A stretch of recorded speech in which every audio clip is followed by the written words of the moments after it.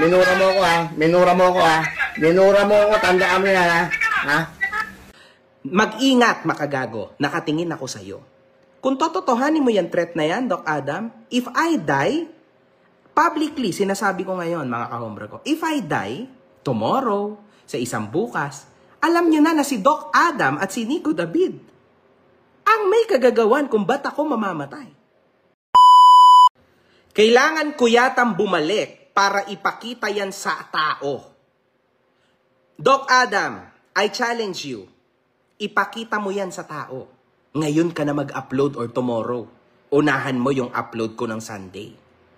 Ipakita mo sa tao yung mga mali na sinabi ko sa part 1 and part 2. Make sure lahat yon maibabalik mo at mai-state mo na mali. Make sure. Kasi kung isa, dalawa lang, huwag ka nang magrebat. And isa pa, si Nico David hindi makarebat sa sarili niya. Ikaw na hindi kita binanggit, ba't ka lumabas? Sino ka ba sa akin ngayon? Ikaw yung nakialam sa sitwasyon na to. Hindi naman kita binanggit eh. Kailan kita binanggit? See?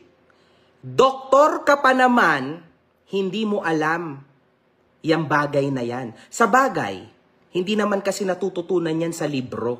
Sa household yan natututunan. Diba? Bumalik ka, ipakita mo sa tao yung mga mali mong nakikita sa mga videos ko. Okay? Bumalik ka ha, gusto ko yan. Gusto ko ipakita mo lahat yung mali. Gusto ko yan. I've changed. I've changed a lot. Doktor ka, hindi ka nagre-research. Doktor ka sa lagay mo na yan. 10 buwan na akong nagbago. Hindi ka nag-research. This is your biggest downfall. Pabalik ka pa lang, hindi ka na makakabalik. You will never ever win against me. I-explain ko sa'yo in a bit. You'll see. See? Hindi ako galit. Hindi na to si makagago na hinarap mo dati. Ito na yung makagago na legit, totoo. Gets mo? Kayo yung naging makagago, ikaw at si Nico David. Hindi nyo ginamitan ng utak. Wala ka nung tinatawag na timing. Sa maling timing ka pumasok sa issue. Baon ka tuloy. Para ka nagbukas ng pinto at dumiretso ka, hindi mo alam, bangin pala yun. Never kita binanggit sa mga videos ko. Sa part 1 and part 2. Bakit ka nandito? Hindi natin alam. Ayoko mag-assume. Hindi ko alam. Ayoko mag-assume. Wala na rin ako sa kasinungalingan. Tapos na ako sa mga sinungaling ko noon. Abante tayo. Mag-ingat, makagago. Nakatingin ako sa'yo. This is a threat. Tinanong ko ito sa mga abogado namin. And kaya mo to binura, Doc Adam, kasi this is a public threat. See? Doktor ka, but you never saw this coming. Kaya binura mo na lang. Pero wala kang mabubura sa internet. Titi nga na pinakita ko sa internet hanggang ngayon hindi mabura sa tao eh. Diba?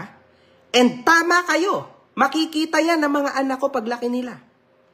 Pero I know for a fact na dahil dito sa redemption arc ko na to, kasama ang mga kahombre ko, mabubura lahat yan.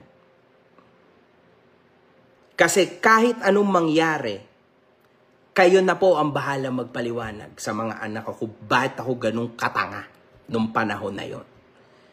But now, it's all about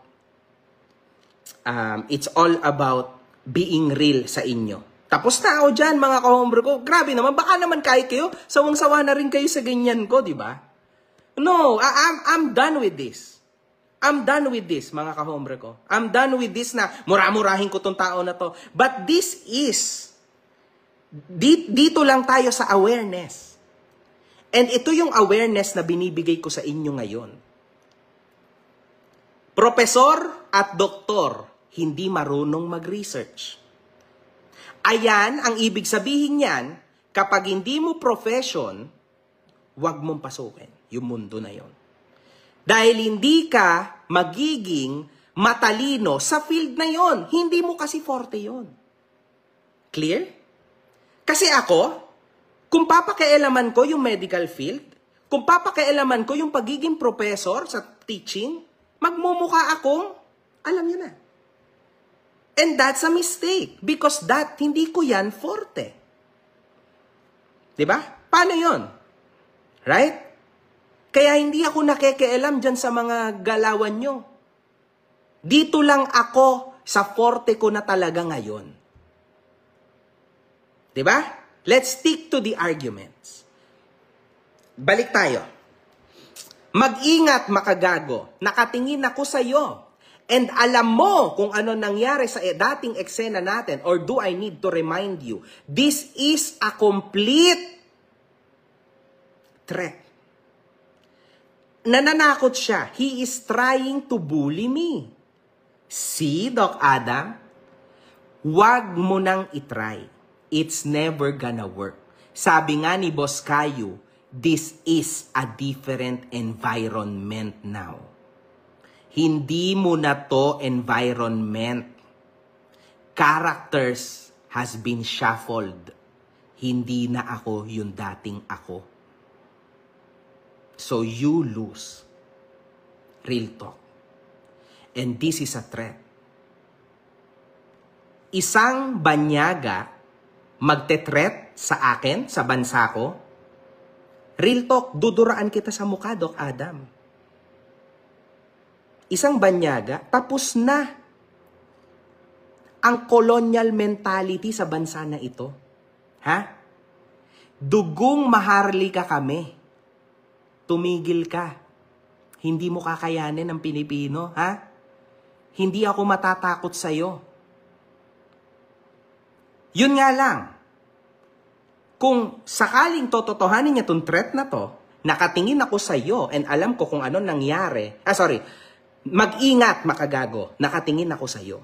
Kung tototohanin mo yung threat na yan, Doc Adam, if I die, publicly, sinasabi ko ngayon, mga kahombre ko, if I die, tomorrow, sa isang bukas, alam nyo na si Doc Adam at si Nico David ang may kagagawan kung ba't ako mamamatay.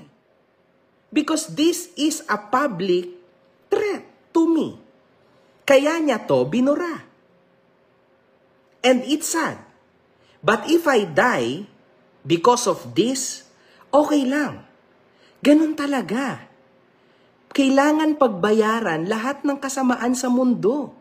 Siguro hindi enough yung pagre-repent ko ng 2 years and 10 months kasi kailangan kong magbayad sa life ko.